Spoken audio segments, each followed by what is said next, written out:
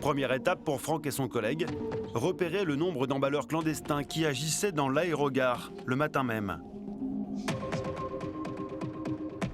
Combien on en compte là? 1, 2. 1, 2.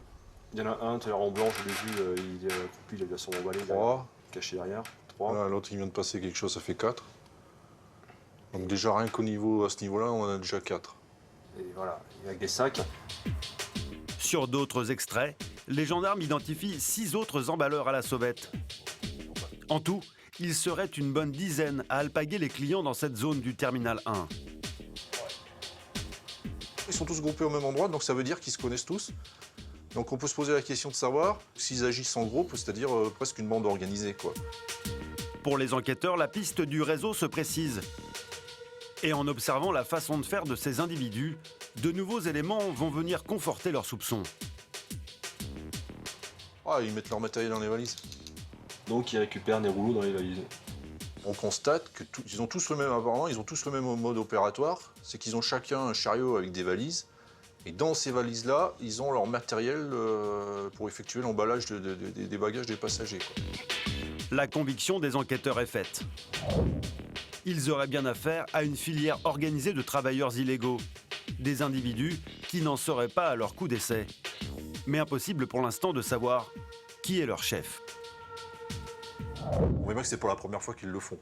Donc effectivement, on peut se mettre dans l'idée que ça fait plusieurs fois qu'ils viennent sur l'aérogare. Pour avoir la certitude qu'il s'agit bien d'un réseau organisé, les deux enquêteurs vont donc décortiquer les images des jours précédents. Ouais, t'as remonté une semaine avant? Une semaine avant, voire... Le même jour, ouais. Ah bah on va regarder ça.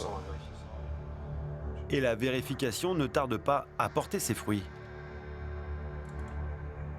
Ah là, excuse-moi. Ah, là. Hop là. Tiens. Bonjour. Ah bah vas-y, la même tenue vestimentaire. Ouais. Bon, allez. Allez, voilà, je me base. Ah, oui, ça c'est du caractéristique, ça. Un, Voilà, deux, on trois. peut dire que c'est les mêmes. Allez, ça y est, un qui emballe. Regarde. Et voilà un bagage.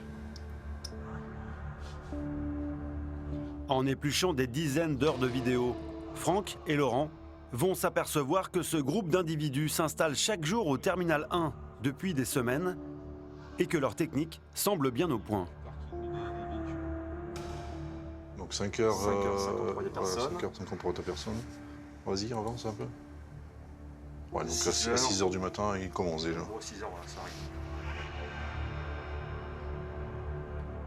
On constate sur les vidéos qu'ils arrivent en général vers 6h du matin et ils repartent avant midi.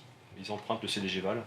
Après CDG-Val, il y a plusieurs possibilités. Soit ils ont stationné un véhicule au niveau du parking, ou alors ils prennent le RER au niveau de Roissy-Pôle. Des individus qui empruntent toujours le même chemin pour quitter l'aérogare. Ils prennent le train de l'aéroport qui relie chaque terminal à la gare RER. Mais impossible de savoir ce qui se passe après, en l'absence de caméra. Après ce qu'il a vu ce matin, Franck est convaincu d'être confronté à un trafic de grande ampleur. C'est impressionnant au niveau du nombre de personnes, au niveau du nombre de bagages qu'ils traitent. Ils ont peur de rien. Ils font ça naturellement, si on peut dire. Ah, pour eux, c'est naturel. Les vidéos ont livré quelques indices, mais pour l'instant, impossible de savoir qui sont ces individus, ni d'où ils viennent. Alors, pour en apprendre davantage, les gendarmes comptent interroger ceux qui le côtoient tous les jours, les employés de l'entreprise accréditée pour emballer les bagages. Et Franck et son collègue ne vont pas tarder à découvrir que l'affaire est bien plus grave qu'ils ne l'imaginaient.